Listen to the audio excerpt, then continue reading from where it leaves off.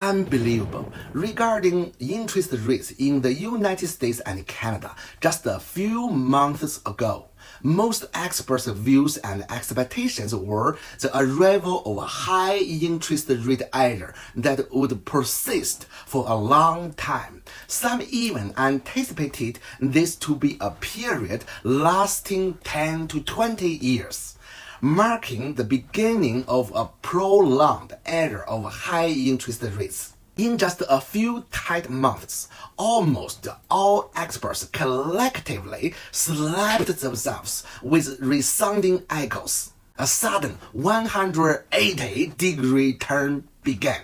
Predictions now suggest a significant, drastic interest rate cut in 2024, with some even forecasting 6 or even 7 consecutive cuts. Can we trust their predictions this time? Will they be accurate? The rise and fall of interest rates have a significant impact on investments, real estate, businesses, and the lives of ordinary people. Such a crucial matter should be steady, gradual, and foreseeable. Why is it so tumultuous? Why does it feel like a roller coaster ride? Don't blame these experts and scholars, as this is an era of intense turmoil, making interest rate predictions exceptionally challenging. How many could accurately predict the October conflict between Israel and Palestine last year? How many can foresee the conflict between North and South Korea in 2024? All these events are interconnected.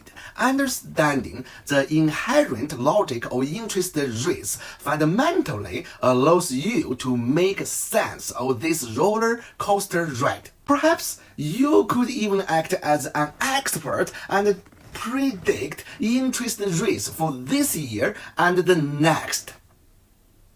After all, predicting interest rates now is akin to gambling. Who knows? You might get it right. Now, let's address the first question. Who determines interest rates in the United States and Canada? The government. What does the government care about the most?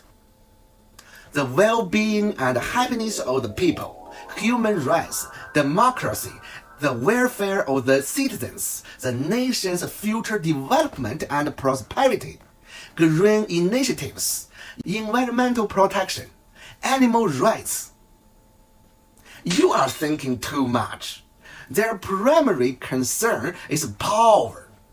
Whether they can continue to be the government, whether they can be re-elected, that's their number one priority. So, who can decide their position in the government? The voters, the ordinary people, you. How can ordinary people make them step down?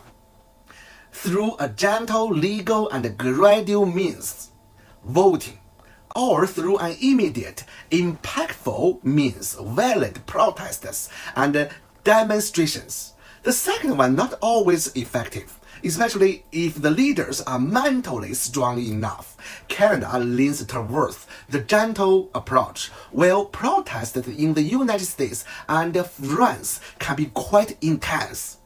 Yet, we seldom see anyone stepping down. What do ordinary people care about the most? Is also what the government is most anxious about. Inflation and unemployment rates. If prices soar and people cannot afford the basics, the government is sure to face consequences, no matter how eloquent their speeches are, or how attractive they look, or how mentally strong they are. Eventually, if the unemployment rate is too high and people are out of work and money, they won't be able to survive, and the government is sure to step down finally. This is the basic logic.